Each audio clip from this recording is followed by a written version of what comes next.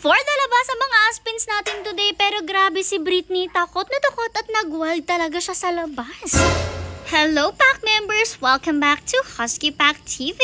For today's video, naghanda agad si Mother ng 3 leash at syempre yung mga leash ng Pack members na ginagamit nila noon. Harness nga yung pinili ni Mother dahil yung ilalabas natin ngayon hindi talaga pumapayag na yung leash na nakatali sa leeg yung gagamitin kasi nagwawala talaga sila. Bago nga tayo tumuluyang lumabas, pinalabas na muna lahat ng ating mga female dahil time nga nila para maglaro-laro dito sa labas. For nakagulo nga sila dyan dahil nakita nila yung leash at akala talaga nila ay isa sa kanila ang lalabas. Pero syempre dyan lang sila lahat dahil ang lalabas for today ay ang ating mga aspins. Walang iba syempre kundi itong si Oreo, si Britney at si Brindel. Alam nyo ba nung time na to ay takang-taka talaga sila kung bakit pinalabas agad ulit dahil nga kakapasok lang nila dahil kanina sila talaga yung unang lumabas. Sumunod nga lang ang mga males at ngayon mga females na. Habang dito nga sila nakikipaglaro dyan nga sa ating mga pack members na nasa labas ay hayan talagang inaayos na ni no Mother yung mga harness na yan dahil nga pack members natin ang gumamit dyan ay medyo malalaki talaga yung mga yan. Tapos alam nyo naman ang body type nitong mga to medyo maninipis talaga lalong-lalo na nga itong si Brindel. Pero kasi si Brindel kanya talaga yung katawan niya kahit anong kain nga na hindi na talaga yan basta-basta tumataba. Anyways, medyo nahirapan nga magsuot si Mother dyan unang-una dahil malikot talaga si Brindel dahil super excited nga siya. Si Kuya Sermer nyo naman siya ngayon nagsusuot ng leash kay Oreo habang si Mother kay Brindel tapos yung isa namang natitira na si Britney ay pinagtulungan na nga lang nila yung pagsusuot dahil medyo mahirap talaga kapag malikot-likot. Pero alam nyo ba, ibang-iba naman si Britney as compared sa dalawa kasi siya talaga may dalas yung mas compose at mas chill lang talaga. Dito nga pansin nyo yung difference. Tingnan nyo talagang sobrang kulit nung dalawa tapos si Britney is mahinhin lang talaga at parang nakikiramdam lang sa kung ano ba yung mangyayari. Hinabot na nga rin tayo ng sunset nito pero sakto lang dahil napakaganda ng itsura sa labas. Bale, ito na nga inilabas na sila at dito na napansin ni Mother na hindi na talaga umaalis ng pwesto itong si Britney habang yung dalawa para talaga mga kiti-kiti. Tinry naman ni Mother na hilahin ng konti si Britney. Konting push nga lang para makaalis siya sa pwesto niya at ituuto pa nga niya yung si Britney. Pero mapapansin nyo, medyo conscious talaga siya at tingin ng tingin sa paligid. Etong dalawa kasi si Oreo at si Brindel, sanay naman na sila na lumalabas. Kaya naman silang dalawa ay dire-diretso lang habang itong si Britney nga talagang hindi na magkaintindihan at nagwawala na nga dito kay Mother. Ayaw kasi nga nang nahihila siya tapos mas nahihila nga siya dahil sa pagwawala niya kaya hindi talaga sila magkanda-ugaga ni Mother dyan at hindi na talaga niya alam yung gagawin. Ang nakakaloka pa nga biglang natumba etong si Brindel. Tingnan nyo tumalon kasi siya bigla at natumba. O diba sari-sari na mga nangyari. Anyways, dahil nga ayaw nang lumakad ni Britney, iniwan na nga muna sila dyan. Yan ang dalawa at dumiretso na nga itong dalawa sa padulo para naman kahit papano ma-enjoy nila ang walk nila. Lumakarating nga sila dito sa dulo. Andito rin si Mama Dog at todo tahol nga siya kasi syempre hindi na niya kilala yung Junakis niya na si Brindel. Sa tagal na ba naman nilang hindi nagkikita at iba na rin nga siguro talaga ang scent ni Brindel dahil ang tagal-tagal na nga niya sa mansion. Anyways, for the balik na rin nga sila dito at yung isang nga talagang si Britney nakastay lang doon sa pwesto niya at hindi umaalis dahil hinihintay nga lang niya etong dalawa na makarating ulit dito para makabalik na nga rin. Alam niyo ba, akala ni Mother kapag lumapit nga si Brindel dito kay Britney o okay si Britney dahil nga po kahit paano mararamdaman niya na may mga kasamahan naman siya dito sa labas at hindi na siya masyadong matatakot. Pero for the takot pa rin siya. Pero alam niyo ba, inborn na yan dyan kay Britney at isa nga yan sa reason kung bakit hindi na rin nga siya pina-adopt. Sa pool kasi pagka-baby or pagka-puppy niyang si Britney, sobrang matatakotin na siya at alam niyo ba, sa lahat na magkakapatid siya lang talaga yung palaging nakayukyuk sa sulok. Naalala ko nga nung nandito na sila sa mansion, nung lipat na sila ni Mother dito kasama ng mga kapatid niya, tuwing may dadating ay for the salubong yung mga kapatid niya. Tapos siya, nakatago lang talaga siya sa sulok or sa mga ilalim. Kahit nga si Mother yung dumating ay talagang for the tago siya at kailangan pa siyang tawagin ni Mother para nga po lumabas siya. Naisip naman natin na baka kapag ipina-adapt nga po natin siya ay matrauma lang siya, matakot lang gaya nangyari kay Athena. Nangyari na nga kasi sa atin yun noon, ipina-adapt natin si Athena tapos ang nangyari po talaga ay nagkaroon siya ng trauma dahil nga po ng kanyang separation anxiety. Nung nakapunta na kasi si Athena doon sa bago niyang owner, siya sa bago niyang fur parents, ay talagang ang nangyari lang for 2 days ay nakasuksok lang siya sa sulok at doon na po siya nagtatay at nag-iihi at never siyang kumain sa 2 days na andun siya. Kaya naman sinabi na natin sa kanila na ibalik na lang nga si Athena dahil mukhang ayaw talaga talaga ni Athena na magpa-adopt at gusto nga niya ay dito na sa atin. Naisip nga ni Mother na baka ganun din ang mangyayari kay Britney since takot na takot nga siya sa ibang tao talaga. Kaya naman tayo na lang yung nag-keep sa kanya at minabuting hindi na nga siya ipa-adopt. Yun nga lang, mukhang hindi talaga natin maisama si Britney sa mga walks natin kasi kitang-kita niya naman na mukhang hindi talaga carry. Sobrang takot talaga siya kahit may kasama na nga siyang ibang mga kakulitan niya. Anyways, balik na tayo sa video. Pagbalik nga dito sa mansyon, hindi agad sila pinapasok at nakipagkulitan pa nga sila sa mga females natin na andito sa labas. Inalabas na rin nga dito si Hercules at sobrang happy ni Mother dito kasi nakita niyang talagang super tuwa na rin nga ni Britney. Grabe, si Hercules lang pala ang kailangan para bumalik ang sigla ni Britney. Tingnan nyo naman talagang nag-aakyat na siya dyan kay Hercules. At kung matagal na nga kayo nanonood sa amin, alam nyo kung bakit bigla siya naging happy nung makita niya si Hercules. Paano ba naman kasi nung maliliit pa nga sila kasama yung mga kapatid niya at mga puppies pa sila, si Hercules palagi yung kalaro nilang lahat. Dahil nga si Hercules laging lumalabas para sa kanyang afternoon run ay naaabangan nga at naabutan nila si Hercules dito sa off-leash area at tuwing nga dito si Hercules talagang kinukulit-kulit nila. Naalala ko nga napakarami nating videos noon na kinukulot nila si Hercules at halos nakasabit na nga sila sa balahibo ni Hercules at nakakagat doon. Kaya nga siguro nung makita niya si Hercules ay super happy niya since alam niya na safe rin siya pagkasama niya si Hercules. Tingnan nyo nga may times na nagiging conscious siya pero pag napapansin niya si Hercules ay talagang bumabalik pa rin talaga yung sigla niya. Pero kahit nga dito na siya, hindi pa rin natin pinush na paglakarin ulit siya at si Hercules na lang at si Brindel yung isinama ni Kuya Sermonyo dito sa dulo. Siyempre kailangan pa rin makarun si Hercules dahil ito nga yung gawain niya tuwing hapon kaya naman pinadala at pinapunta na muna siya dito kasama ni Brindel habang naghihintay nga si Britney pati na rin nga si Oreo sa kanila doon sa harap ng mansyon. Ay nako, sinasabi ko sa inyo itong si Hercules hindi siya papayag na hindi talaga makaka-complete ng walking niya. At hindi papayag yan na hindi siya magwa-walk tuwing afternoon. Ako ang mangyayari talaga is magwawala yan hanggang kinabukasan or hanggang madaling araw na kapag hindi siya nakakalabas. Anyways, ito naman yung nagaganap sa dalawa. Bali for the pahinga nga lang sila dito at nanonood lang sa ibang pack members natin na nandun nga sa off-leash area. Inabot na rin nga pala tayo ng gabi nito dahil alam nyo naman halos lumulubog na nga yung araw nung lumabas tayo kaya nagsipasokan na rin silang lahat.